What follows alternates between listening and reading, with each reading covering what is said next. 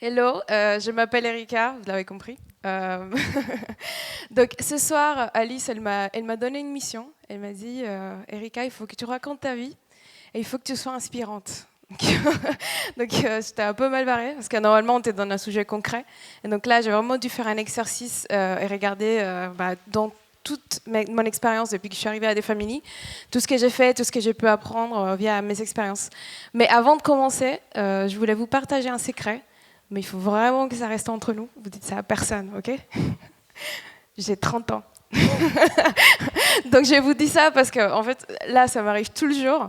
Je prends le taxi et le mec il me demande t'es en train de faire tes études en France? Donc je sais que j'ai fait un peu jeune, mais en vrai ça fait 4 ans que je bosse en start-up et j'étais la première employée à Des Familles au tout début. Donc j'ai nommé ma présentation, c'est les 10 commandements pour bosser en start-up. Et mon histoire, c'est des Punta Cana au Marais. Je ne sais pas si vous avez remarqué, j'ai un petit accent, je viens de la République dominicaine. Je suis née là-bas, j'ai grandi là-bas, j'ai fait mes études là-bas, j'ai fait des études en droit. Et j'étais avocate. J'ai bossé dans un cabinet d'avocats 2 ans. Donc, j'allais au tribunal, j'ai négocié des contrats, etc. Et puis un jour, je me suis dit, en fait, j'ai envie de changer de vie. J'ai envie de faire autre chose, mais je ne sais pas où. Et je suis partie faire des études en Europe. Donc, j'ai fait des études en économie, puis un master en innovation. J'aimais chercher un peu. Donc, ça c'était en 2012 quand je suis arrivée en France. Je mets des images un peu pour vous montrer un peu la galère. J'étais à la recherche d'un job. En fait, j'ai envoyé des candidatures partout. Et là, je mets les emails que j'ai envoyés parce que les réponses, il n'y en a pas tant que ça. Il y a même pas tous les gens qui me répondaient en fait quand j'ai postulé pour un job. Et donc, j'ai fait hôtesse dans le mondial de l'auto. J'ai fait distributeur de flyers. J'ai fait prof d'espagnol. J'ai tout fait en fait. Donc, j'ai cherché un peu. J'ai essayé tout. Et donc, juste pour vous faire un bilan, ma situation, c'était... mon français n'est pas terrible. Quand je suis arrivée en France, tout le monde me parlait en anglais parce que j'arrivais même pas à formuler une phrase complète. Je connaissais personne parce qu'en France, en gros, je ne sais pas si vous en avez conscience, mais en gros, ici, on crée des cercles d'amis, soit du lycée, soit de l'université, soit au travail. Et comme j'avais fait aucun des trois en France, j'avais pas de potes. J'avais zéro ami, zéro contact, pas de réseau. Troisième truc, c'est j'ai pas de diplôme des grandes écoles. Donc ici en France, j'ai remarqué ça en fait. Quand on dit j'ai fait l'ESSEC ou j'ai fait HEC ou j'ai fait je sais pas quoi grande école, en fait ça t'ouvre de portes. Et les gens ils te regardent différemment. Et moi j'ai pas fait des grandes écoles, donc j'avais pas le stamp de validation. Grande école. Et le troisième truc, c'est que j'avais zéro expérience en start-up. Donc, en tant qu'avocate, la valeur que je pouvais ajouter dans une start-up, une entreprise qui démarre, où les juridiques, c'est vraiment pas la priorité, c'était pas évident pour moi. Donc, tout ça pour vous montrer un peu quelle était ma situation en 2012, à ce moment-là. Mais ce que j'ai découvert très vite, c'est que savoir-être est beaucoup plus important que savoir-faire. Et ce que je veux dire par là, c'est que en gros, être ouvert, être ambitieux, avoir envie, c'est beaucoup plus important que savoir faire un business plan. Et donc, quand vous allez voir les gens, quand vous allez demander des choses, les gens, ils vous regardent différemment parce que vous avez quelque chose, vous avez une envie, vous avez une énergie, vous dégagez quelque chose. Et en fait, ça vous ouvre des portes. C'est plus qu'un, enfin, peut-être pas plus qu'un diplôme, mais quand même, c'est bien. Et donc, à ce moment-là, j'ai contacté Alice, que vous avez vu sur scène. Elle était à l'époque manager de camping. Je ne sais pas si vous savez ce que c'est le camping. C'est le premier accélérateur des startups en France. Donc, ils avaient un événement qui s'appelle les Demo Day. Donc, Demo Day, en gros, c'est un événement à la fin de chaque saison où toutes les startups pitchent sur scène. Et les gens invités, c'est les investisseurs, les journalistes et puis les employés des startups. Donc, c'est un événement fermé. Et moi, j'ai écrit un email à Lise disant est-ce que je peux venir à cet événement parce que j'ai vraiment envie de rentrer dans le monde des startups, blablabla. Donc mon mail a dû faire quelque chose parce qu'elle a répondu oui, tu peux venir, mais avec une condition. Tu dois écrire un article de ton point de vue sur l'événement, sur les startups que tu vois sur scène. Et puis j'ai accepté avec grand plaisir. Et c'est comme ça, du coup, que mon premier article startup a été publié en France. Cet article, c'était juste un petit billet sur la journée, mais ils ont adoré. Et en fait, il a fait un petit carton, il a été partagé un peu partout. Ils sont mis dans la newsletter de l'événement. Et on m'a dit, waouh, c'est meilleur que ce qu'on a vu dans certains articles dans la presse. Donc déjà, c'était un peu mon point d'entrée dans la famille à l'époque. Et c'était un peu à ce moment-là que Oussama et Alice commençaient à réfléchir, parce que Oussama, c'est l'autre cofondateur des Family, vous l'avez peut-être vu sur YouTube dans des vidéos. Mais en gros, eux deux, à ce moment-là, ils réfléchissaient à des familles et ils étaient en train de préparer le projet. Mais moi, j'ai jamais fait la connexion, en fait. J'ai traîné avec ces gens-là et j'étais tout le temps là, mais j'ai jamais fait le lien. Et puis, à ce moment-là, un jour, j'ai trouvé les screenshots et tout. Donc, Oussama qui poste un truc sur son mur Facebook. Il dit « Internship. On cherche quelqu'un English native ». Donc, qui parle bien anglais, qui écrit bien, passionné par le droit, l'innovation, l'entrepreneuriat. J'ai dit, il part de moi. C'est moi, c'est moi. Et donc, j'ai like le post, vous avez vu, il y a un petit like. Et puis, quelques minutes plus tard, Oussama, il a aussi eu le même déclic, je pense, parce qu'il m'écrit et m'envoie un message, t'écris bien. Et moi, j'ai dit, en anglais, oui. Et là, il me dit, on paye mal, mais on est très sympa. Et donc, moi, je dis, OK, vas-y, go. Et donc, c'est comme ça que commence l'aventure dans des familles. Et c'était chômé. Et j'utilisais ce mot pas par hasard, parce que je vous l'ai dit, mon français n'était pas très bon à l'époque. Donc, à chaque fois que les gens me disaient, c'est chômé, je devais aller chercher ce que ça veut dire, parce que j'ai aucune idée. Et par exemple, ça donnait des situations drôles. Où je me souviens, une fois, on était en train de faire un meeting pour organiser un événement. Et à un moment, moi, j'ai appris le français à l'oreille. Donc, toutes les phrases que je connais, tout ce que j'essaie de dire aujourd'hui, c'est parce que j'ai entendu quelqu'un le dire. Donc, des fois, j'ai sorti des phrases. Et c'était des phrases, en fait, qu'on ne dit pas trop dans un contexte professionnel. Et donc, on était, par exemple, en meeting pour organiser un événement. Et moi, j'ai dit à Alice, non mais Alice, on ne peut pas faire ça quand même, ça fait tiep. Et là, on a dû arrêter le meeting. Les gens, ils étaient morts derrière. Et on a dû passer à autre chose. Et bon, bref, c'était vraiment sympa. Et j'ai montré ces photos parce que du coup, on était au début de Family, c'était pas ces lieux que vous voyez aujourd'hui, c'était un petit appartement, 250 mètres carrés. Excuse-moi, dans le Marais. Et donc, cet endroit-là, c'était un endroit où il y avait des chambres, et on avait des invités qui venaient de la vallée, des gens exceptionnels qui venaient dormir à la maison, et en fait, on faisait des dîners avec eux, on sortait avec eux, et on était vraiment une petite famille. On l'est toujours, mais à ce moment-là, c'était vraiment intense. Et puis, des fois, en fait, c'était tellement... la maison, il y avait tellement de gens qu'il n'y avait plus de place, on se trouvait à faire des rendez-vous sur un lit. Vous voyez, on était vraiment en train de travailler. Et là, par exemple, deux fois, on avait un événement et il n'y avait pas un traiteur, il n'y avait pas quelqu'un qui livrait le buffet. C'était nous qui allons au supermarché chercher les courses. À la fin d'un événement, Alice, elle était avec nous en train de plier des chaises.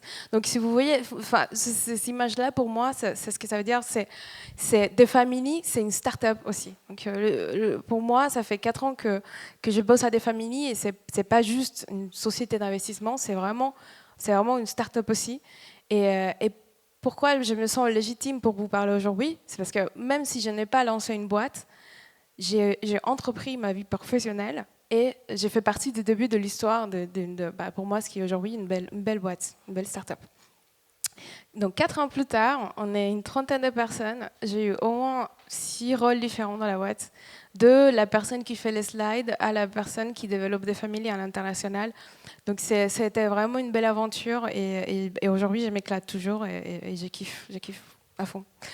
Donc le but de tout ça, c'est pas juste de vous raconter ma vie quand même. Donc c'est vraiment de vous partager des choses que j'ai appris. Pour moi, c'est devenu des fondements de la façon dont on travaille, de notre culture. Et c'est des choses, on va dire, comme disait Alice tout à l'heure, ces week-ends, vous allez vivre l'expérience startup en accéléré. Et donc, tout doit être condensé en un week-end. Vous allez vivre énormément de choses vraiment intenses. Et donc pour moi, le but de ce talk, c'est de vous partager en condensé tout ce que j'ai appris et tout ce que j'aurais peut-être voulu savoir il y a 4 ans quand j'ai commencé à bosser en startup. Donc premièrement, mon premier commandement ou mon premier conseil, c'est de vous faire confiance. Donc démarrer une boîte, c'est un peu comme faire du vélo. Il y a une seule chose d'apprendre, c'est en faisant. Donc vous allez vous tromper, vous allez tomber, vous allez faire des erreurs. C'est normal, mais il faut se faire confiance que vous allez pouvoir trouver la solution.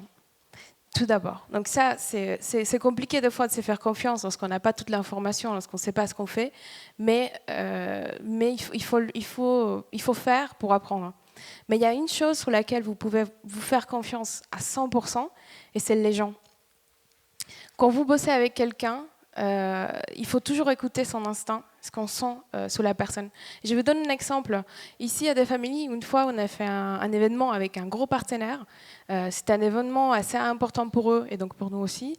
Et dès le début, je sentais qu'il y avait quelque chose qui n'allait pas.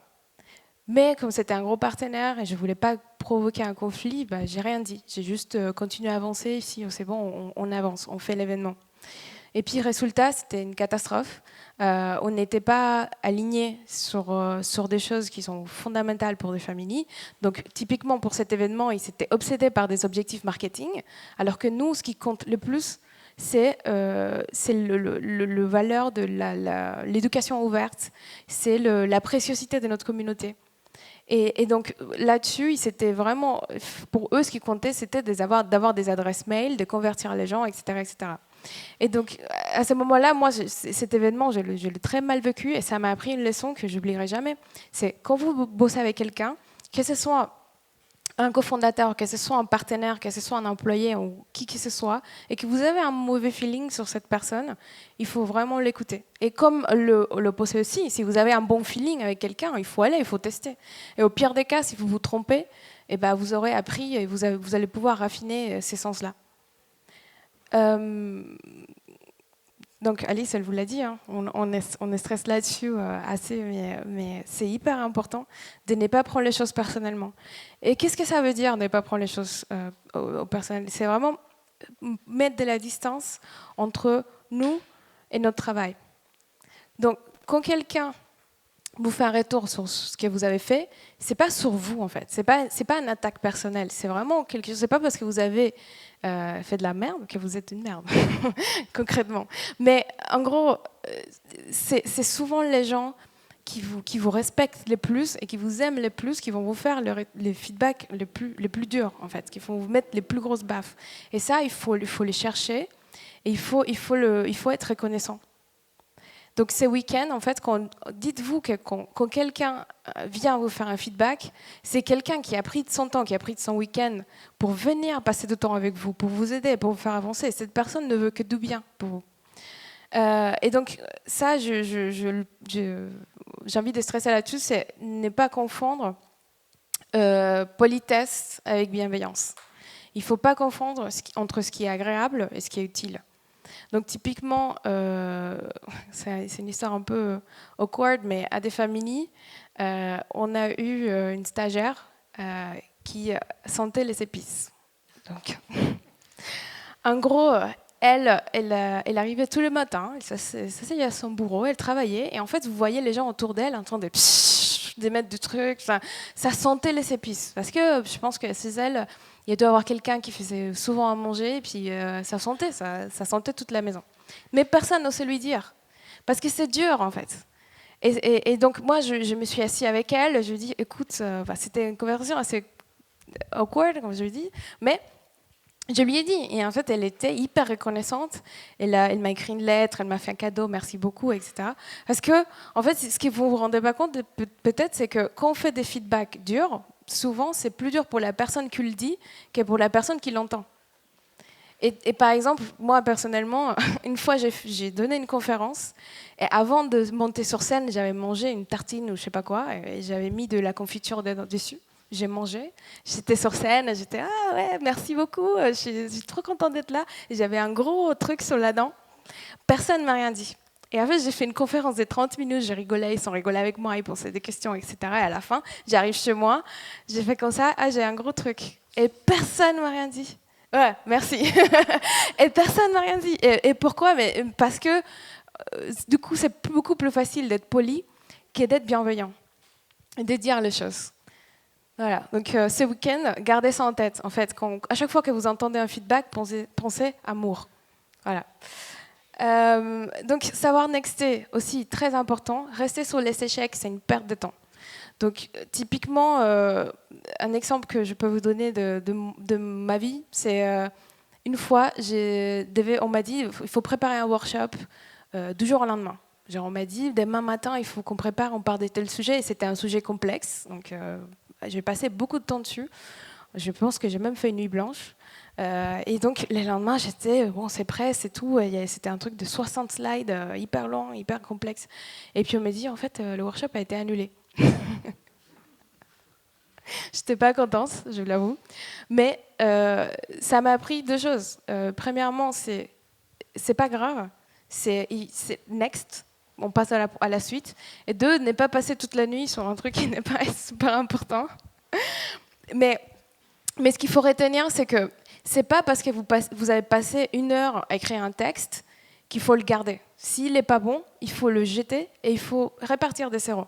Parce que ce que je vois souvent aussi avec mes collègues, même moi, j'ai fait ça, mais des fois on passe beaucoup de temps à faire quelque chose et quand quelqu'un vous dit c'est pas bien, on essaye de itérer, on essaye de bon, mais si je mets ça là, peut-être que ça va marcher. Mais en fait non, si c'est pas bon, on jette. En fait, il vaut mieux répartir des zéros que itérer sur une mauvaise base. Donc ça, ces week-ends, ça va vous arriver souvent, vous allez passer du temps sur quelque chose, au final, ça, c'est poubelle. Et il faut savoir nexter. Et ça, c'est pourquoi c'est lié par rapport à ne pas prendre les choses personnellement. C'est cette idée de mettre de la distance entre soi et son travail. Votre travail n'est pas vous. Donc quand vous avez passé du temps sur quelque chose et qu'on vous dit il faut qu'il est, eh ben, il faut savoir switcher et se dire OK, next. Ton meilleur ami, c'est Google. Et ça peut vous paraître évident, mais à des familles, c'est quelque chose qui moi, j'ai du mal. Je vous avoue, j'ai du mal avec ça. Quand quelqu'un me pose une question dont ils peuvent trouver la réponse facilement, typiquement, Erika, comment on dit machin en anglais? Ou, Erika, c'est quoi les raccourcis pour faire les emojis sur Mac? Non, en fait. Tu tapes littéralement emoji, clavier, raccourci, tu as la réponse. Il n'y a pas besoin de demander à quelqu'un. Donc, en fait, c'est réflexe d'aller chercher les informations quand elles sont disponibles. Il faut l'acquérir. Aujourd'hui, Internet est plus gros que jamais. On a plus de 3 milliards de personnes sur Internet. Je ne sais pas si vous vous rendez compte. Mais ça veut dire que vous n'êtes jamais la première personne à s'être posé une question. Donc aujourd'hui, vous avez Quora, vous avez Google, vous avez Wikipédia, ou je sais pas, enfin vous avez Coursera pour apprendre des métiers. J'ai vu des gens se former au design en utilisant Coursera. Donc il n'y a pas d'excuse. Et donc je voulais faire le point aussi sur quelque chose de très important. C'est que je me suis rendu compte en arrivant en France que la plupart des gens que je connais ici, quand ils font une recherche sur Google, ils tapent le mot en français. Et je trouve ça absurde. Parce que, je suis désolée, mais ma langue maternelle, c'est l'espagnol, c'est pas l'anglais. Et pourtant, je me suis toujours dit, Internet, c'est en anglais. Donc, quand je vais chercher une information, si je veux avoir le plus d'informations possible, il faut que je tape ma recherche en anglais. Et je vis cette graphique pour vous montrer. Donc, 51% de contenus sur Internet sont en anglais et 4% de contenus sur Internet sont en français. Donc, ça veut dire que quand vous tapez une recherche en français, vous avez accès à 4% de ressources seulement disponibles. Donc, pensez-y. Ah, et ça, c'est hyper inspirant pour moi. Qui connaît ça? Ça vous dit quelque chose? Ouais. C'est un athlète de Kenya. Et donc, lui, dans son pays, en fait, tout le monde fait de la course. Personne ne fait le javelot. Et donc, il n'y avait pas de coach, il y avait personne qui pouvait l'aider. Et même sa famille, son père lui disait, laisse tomber, tu vas jamais arriver. Et donc, lui, il s'est dit, moi, je prends ça comme un challenge. Je ne veux pas lâcher l'affaire. Donc lui, il a passé des heures et des heures à regarder des vidéos de YouTube de meilleurs athlètes dans son domaine. Et il a pris note des techniques, des méthodes, des lancements, etc. Et donc il s'est formé Mais vous vous rendez compte, en fait, c'est un mec qui a gagné une médaille en argent aux Olympiques et il s'est formé toute seule en regardant des vidéos YouTube. Moi, je trouve ça incroyable. Donc, pas d'excuses. Donc, le quatrième commandement, ou la quatrième leçon que je voulais partager avec vous, c'est vous n'êtes pas le patron. Donc, une des raisons qu'on entend souvent pour les gens citent pour dire je veux devenir entrepreneur, c'est j'ai envie d'être mon patron. LOL. Quand vous êtes entrepreneur, vous rendez compte à tout le monde en fait. Vous rendez compte à vos investisseurs pour qu'ils continuent à vous faire confiance. Vous rendez compte à vos salariés pour qu'ils restent bosser avec vous. Vous rendez compte à vos clients qui vous demandent où ça va les produits ou quand il y a des problèmes, etc. Donc au final, vous n'êtes pas le patron. Au final, vous travaillez plus que tout le monde et c'est pas, on va dire, c'est pas la fête. Et j'ai dit ça aussi parce que quelque chose qui est hyper important à savoir, c'est qu'il ne faut jamais déléguer quelque chose que vous ne savez pas faire vous-même. Par exemple, typiquement, par exemple, je ne dis pas qu'il faut savoir coder forcément. Vous pouvez avoir quelqu'un qui code dans votre équipe. Mais si par exemple vous avez un développeur et qu'il faut fixer une bug, et il est 17h un vendredi, et que vous dites les bugs là, il faut régler ça avant de partir, et il vous dit ça va me prendre 2 jours, et que vous n'avez aucune idée de techniquement comment ça se passe, et vous allez dire ok à lundi. Et donc soit quand vous recrutez quelqu'un pour faire une tâche, soit vous l'avez déjà fait vous-même, et comme ça vous savez exactement quelles compétences il faut pour recruter quelqu'un qui soit à la limite meilleur que vous, soit vous comprenez un minimum de ce qu'il faut faire, et comme ça vous ne vous faites pas avoir et vous pouvez être un bon leader pour ces gens-là. Done is better than perfect. Donc, quelque chose qui est fait, c'est mieux que quelque chose qui est parfait. Donc, ce que je veux dire par là, c'est c'est clair en fait. C'est mieux de faire que d'attendre que ce soit parfait. Mais en gros, appliqué à ma vie, au début, quand je suis arrivée à des familles, souvent, quand on me donnait une tâche, une mission, j'avançais suffisamment pour que ce soit à peu près fini, et puis j'allais montrer et demander des feedbacks. Et là, c'était déjà trop tard, parce que si j'étais partie, comme je le disais tout à l'heure, si j'étais partie sur une mauvaise base, et au moment où tu vas chercher de feedback, c'est déjà trop tard. Donc en fait, il faut pas passer beaucoup de temps à essayer de faire quelque chose de parfait. Il faut plutôt itérer et faire une première base, aller chercher des feedbacks et puis continuer à itérer dessus. Et c'est pour ça que demain matin, par exemple, première chose que vous allez faire, c'est aller dans la rue, parler à des gens, avoir des feedbacks, même avant de créer un produit. Parce que vous faites ça, tout ce que vous faites, c'est pas pour mettre dans un musée, pour que ce soit figé dans le temps. C'est vraiment quelque chose qui va être utilisé par les gens. Donc il faut avoir ces gens-là en tête à tout moment de votre développement de produit. Soyez confortable dans les chaos.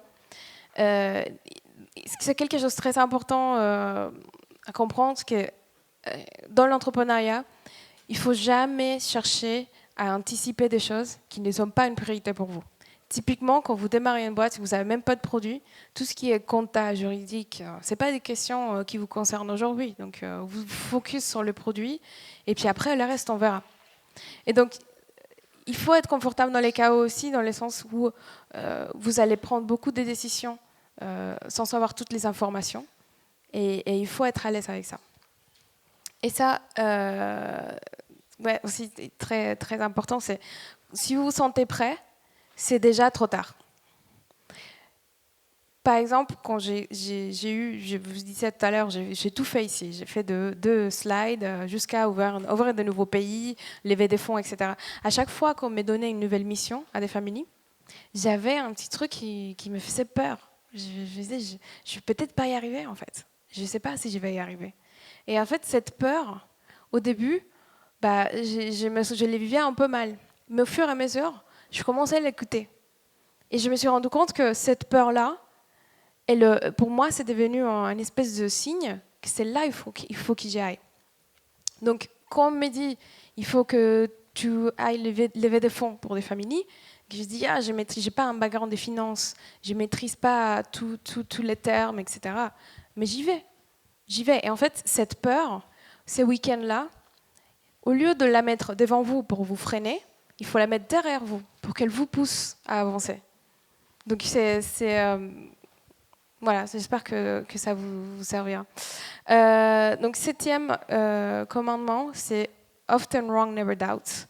Donc, il vaut mieux se tromper tout le temps. Bon, peut-être pas tout le temps, mais il faut mieux se tromper souvent que d'avoir des doutes et d'être ambivalent, et je sais pas, ou enfin, de faire les choses à moitié, quoi. Donc, comme je vous disais à l'instant, souvent vous allez avoir pas toutes les informations pour prendre une décision, mais il faut y aller quand même. Et donc, il vaut mieux se tromper sur quelque chose que hésiter trop longtemps, parce que quand vous hésitez trop longtemps, vous êtes déjà mort. Il y a quelqu'un d'autre qui va aller plus vite que vous, etc.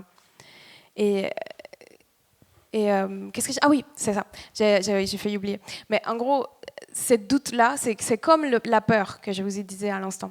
Donc, quand vous avez, en ces moments-là, surtout quand vous êtes très early, très tôt, et surtout ce week-end-là, quand vous avez un doute par rapport à quelque chose, vous pouvez aller. Vous pouvez aller tester, etc. Parce qu'après, quand vous avez atteint ce qu'on appelle le product market fit, c'est quand votre produit a trouvé un marché, quand vous êtes à ce stade-là, vous avez un doute sur quelque chose, il ne faut pas y aller.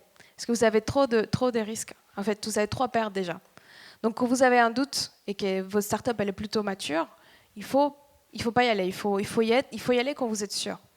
Alors que maintenant, c'est vraiment à ce moment-là, quand vous avez une doute et que vous ne savez pas, il faut y aller, il faut tester et il faut du coup savoir si vous avez tort ou pas.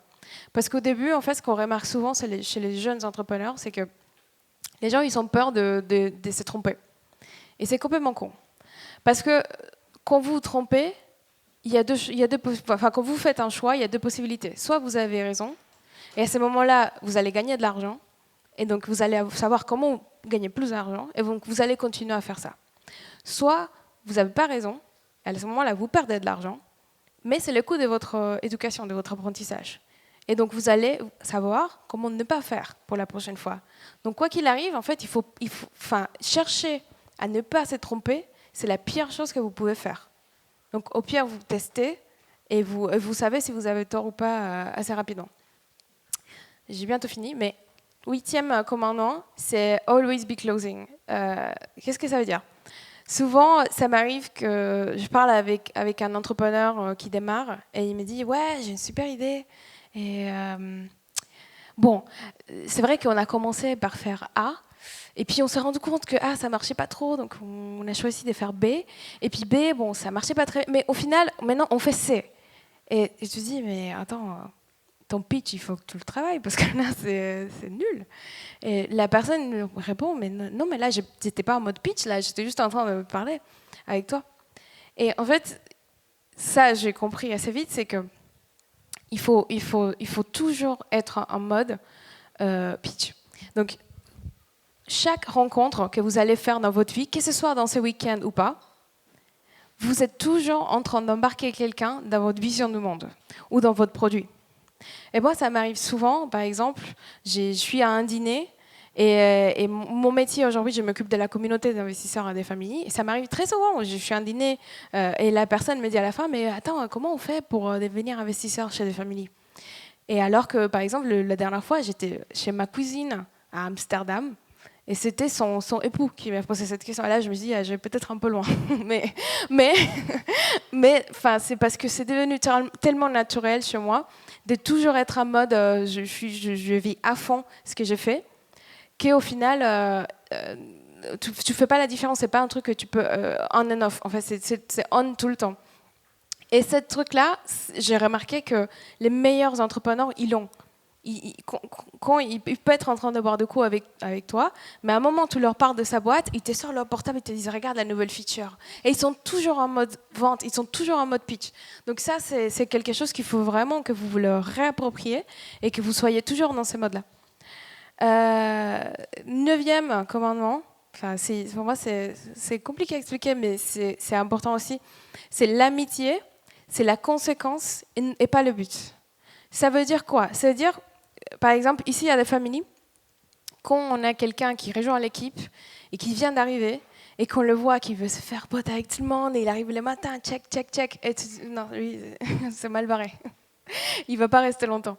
Parce qu'en fait, ici, on gagne sa place par la qualité de l'exécution de son travail. Et après, on se fait pote, on fait la fête, tout ce que tu veux. Mais d'abord, si tu ne fais pas de bon taf, on n'a même pas, à parler, à faire des blagues, quoi. C'est bien de faire des blagues. La coolitude, la musique, aimer les mêmes choses, c'est bien. Mais en fait, ces week-ends-là, votre focus, ça devrait être absorber un maximum d'informations, délivrer un maximum de choses, avancer. Mais, cela dit, faire la fête, c'est important aussi. Je dis vous tout et son contraire, mais partying is a serious matter. C'est même dans, voilà, vous avez une affiche là, partying is a serious matter. Dans le cas des familles, faire la fête, c'est quelque chose de très sérieux. Et je ne vous dis pas comment, c'est compliqué à expliquer aux gens ça. Mais par exemple, moi, quand il y a une soirée, je suis la première sur les dance floors. Mes collègues peuvent me confirmer. Quand on est en taf, en mode taf, je suis la plus, vous ne me voyez même pas rigoler. Mais quand c'est dance floor, je suis la première. Et en fait, lancer l'ambiance dans une soirée, c'est tout un métier. Donc par exemple, quand on fait des dîners de famille, ça commence pour moi à 22h30, on mange les desserts, et tout de suite, j'ai dit au serveur, cette table, il faut l'enlever, il faut faire la place pour le dance floor. Ensuite, je commence à mettre des sons de plus en plus dansants. Donc, les gens, ils commencent à... Et puis, je sais qu'il y a Camille qui est dans le coin. Et donc, j'aimais les sons que Camille elle aime. Comme ça, elle va venir. Ah ouais, Erika, trop bien. Et donc, comme ça, en fait, je mets les sons. Et donc, les gens, ils arrivent, et ça commence. Et puis, on commence à danser et c'est parti. Mais en fait, c'est pas quelque chose qui... Enfin, tout le monde a l'impression que c'est spontané chez nous. Genre, ouais, des familles, c'est bien, on fait la fête. Mais en fait... Ce que je veux vous dire par là, c'est que les moments de partage, les moments de convivialité, ces moments de connexion avec votre équipe, il faut les planifier, il faut les solliciter, il faut que ça arrive. Bien sûr, il ne faut pas que tout soit programmé, il ne faut pas mettre de la méthode là-dessus, mais c'est quand même hyper important. Et chez nous, on croit vraiment que le meilleur deal, les meilleurs partenariats, les équipes de start-up, etc., c'est ces genres d'interactions, ces genres de liens sont créés le plus souvent autour d'un repas ou autour d'un verre ou sur les dance floors peut-être aussi. Et donc je me dis que comme avec Oussama et Alice au début du camping, à l'époque du camping, on avait fait la fête ensemble, on avait dansé du reggaeton, peut-être que même, je ne serais même pas là aujourd'hui en train de vous parler si ce n'était pas parce qu'on avait fait la fête ensemble. Et puis ça, c'est quelque chose avec laquelle j'aimerais vous laisser. Ces week-ends, vous allez apprendre énormément de choses. Donc, j'espère, en tout cas. J'espère que vous allez apprendre énormément, que vous allez faire des beaux produits, que vous allez apprendre et tout ça. Mais surtout, n'oubliez pas que peut-être que vos startups, elles vont marcher. Peut-être que vous allez faire le prochain Google. Peut-être que ça va mourir dans un mois. Mais ce qui restera toujours, c'est les liens que vous allez créer ces week-ends. C'est les gens avec qui vous allez passer du temps. C'est les rencontres que vous allez faire à des familles. C'est des choses qui vont peut-être vous inspirer pendant des années. Donc, ces choses-là, gardez-les en tête, profitez au maximum et j'espère que mes conseils vous auront servi. Merci. Que